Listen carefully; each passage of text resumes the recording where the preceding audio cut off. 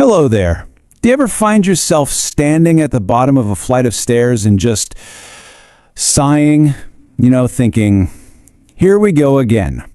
If that simple climb has started to feel like you're climbing a mountain every single day, well, you are in exactly the right place. Today, we're going to break down a surgeon-approved plan that uses zero equipment to help you conquer those stairs with confidence, one step at a time. Does this look familiar at all? You're at the bottom of the staircase and it just seems to stretch on forever. That same flight you used to run up without even thinking about now feels like a genuine challenge. Maybe you even find yourself planning your day around how many trips up and down you have to make. It's a really frustrating feeling, and it can really start to chip away at your independence. Well, if you're nodding your head right now, I want you to know you are definitely not alone. A big study from the Journal of Aging Research found something that might really surprise you. 73% of adults over 60 say they struggle with stairs.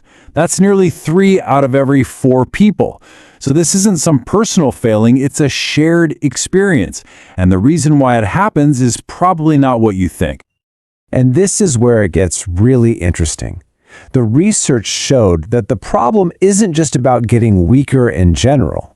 It's actually much more specific than that.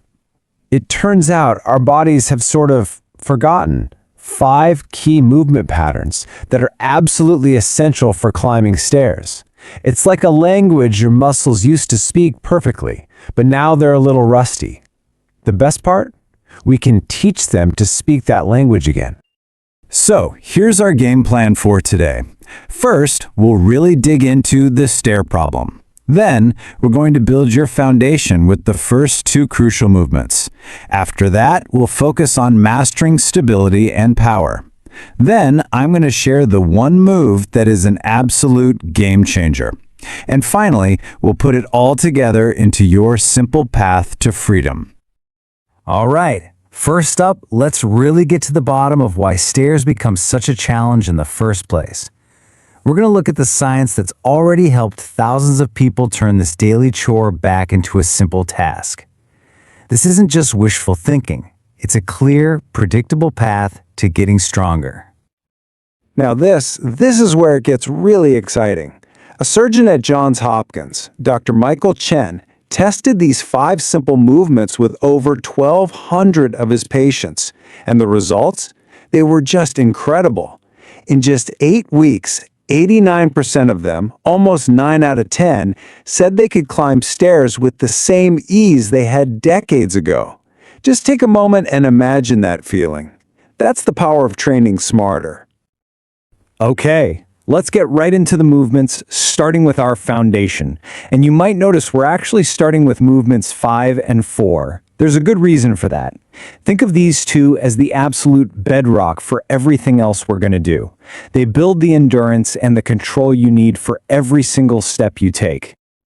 Our first foundational move is called the wall sit hold. Now, it looks pretty simple, but don't let that fool you. This exercise is a secret weapon. It targets a very specific kind of strength in your thighs and glutes that's absolutely critical for stairs. A kind of strength that most other exercises just completely miss. So, what's the science here? It's all about something called isometric endurance. Fancy term, but it's a simple idea. When you're climbing stairs, for about 40% of the time, your muscles aren't moving. They're just holding you in place. They're in a static hold. Exercises like squats are great for the moving part, but they don't train this holding strength. The wall sit does, and that's exactly why it works so well. Okay, let's walk through this nice and slow. First, find a sturdy wall and stand with your back flat against it. Now, walk your feet forward about 2 feet, keeping them about shoulder width apart. From there, just slide your back down the wall until your thighs are parallel with the floor, like you're sitting in an invisible chair. The most important part here is to look down and make sure your knees are directly above your ankles, not drifting out past your toes. Press your lower back into the wall and hold. Start with just 20 seconds, and please remember to breathe. All right, next up is the step down. And this one might actually surprise you. We tend to think that climbing up the stairs is the hard part, right? But what the research tells us is that controlling your movement on the way down is actually even more important for your safety and your confidence. The reason is something called eccentric muscle control. Now, that sounds complicated, but all it really means is your muscles are acting like brakes. Think about slowly lowering a heavy bag of groceries to the floor. Your muscles are getting longer, but they're still under tension. Well, going down the stairs requires 3 times more of this braking strength than going up. It's usually the first type of strength we lose, and it's why coming downstairs can sometimes feel so wobbly or jarring. Here's how to do a step down perfectly. Find your bottom stair or a small, sturdy step. Stand on it with just your right foot. The absolute key here is to go slowly. I want you to count 1, 2, 3. As you lower your left foot all the way down until your toes just barely kiss the floor. Then push all the way back up through your right heel. Try to keep your chest up and your eyes looking straight ahead the whole time. That helps with your balance. Wonderful. So now that we've built that solid foundation, we're ready to work on stability and power. These next 2 movements are all about getting rid of that side-to-side wobble and giving you the kind of strength that makes you feel solid and secure on every single step. So next, we have the standing hip abduction. These muscles on the sides of your hips are the true unsung heroes of stair climbing. In fact, one study found that the strength of these little muscles is the #1 predictor of how confident you feel on stairs. Why? Because they're what stop you from swaying from side to side. They keep your pelvis level and stable. To do this, stand right next to a wall so you can place a hand on it for balance. Start with your feet together. Now shift all of your weight onto your left leg. Keeping your right leg perfectly straight, I want you to slowly lift it out to the side. Don't lean your body. Just lift the leg about a foot or so, just until you feel that muscle on the side of your hip engage. Hold it there for 2 seconds, and then lower it back down with control. It's not about how high you can kick. It's all about that slow, controlled motion. And here we are at movement number 2, the simple sit to stand. And trust me, this one is so much more powerful than it looks. Researchers actually found that the muscle activation pattern, the way your muscles fire in a proper sit to stand, is 87% identical to climbing a stair. You are literally practicing the motion of stair climbing from the safety and comfort of your living room chair. So let's do this the right way. Find a sturdy chair. A dining room chair is perfect. Sit right on the edge with your feet flat on the floor. Now, cross your arms over your chest so you're not tempted to use them. Here is the most important part. Lean your upper body forward until your nose is over your toes. From that position, drive through your heels and stand all the way up. And when you sit back down, reverse the motion with control. Don't just plop. And now we have arrived. We're at movement number 1. This is the one that absolutely stunned the researchers at Stanford University. Out of all 5 exercises, this one produced the most dramatic, the most significant, and the fastest results. This is the true game changer.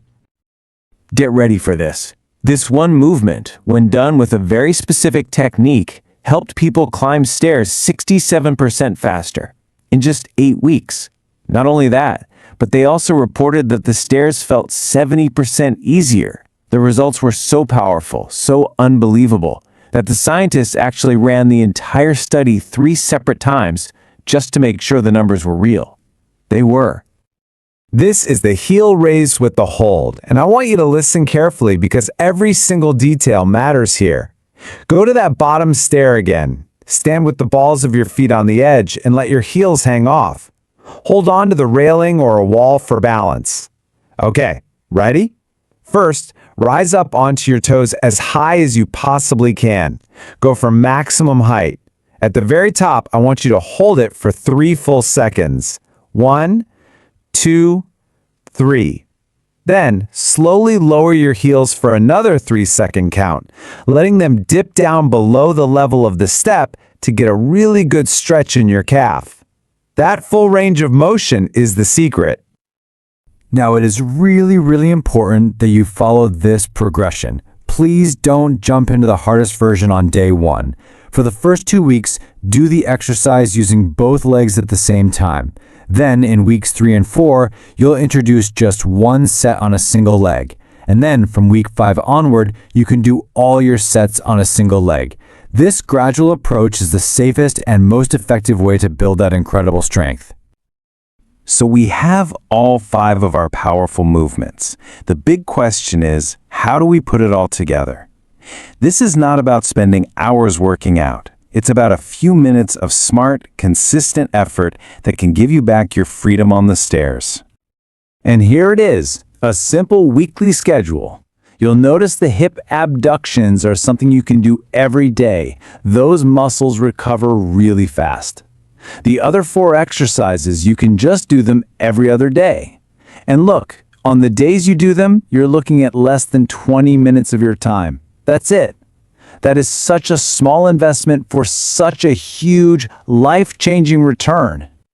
I really want to leave you with this powerful thought from the researchers themselves. I want this to sink in. Age-related decline in your ability to climb stairs is not a life sentence. It is not inevitable. It is reversible. You have the power to change it with the right targeted approach, and now you have that approach. If you found this explainer helpful, and you're looking for more simple, science-backed ways to stay strong, active, and vibrant, I'd like to personally invite you to check out the Healthy Grandparent Podcast. We share practical tips like this every single week to help you live your best, healthiest life. So the question isn't whether or not you can do this. We know you can.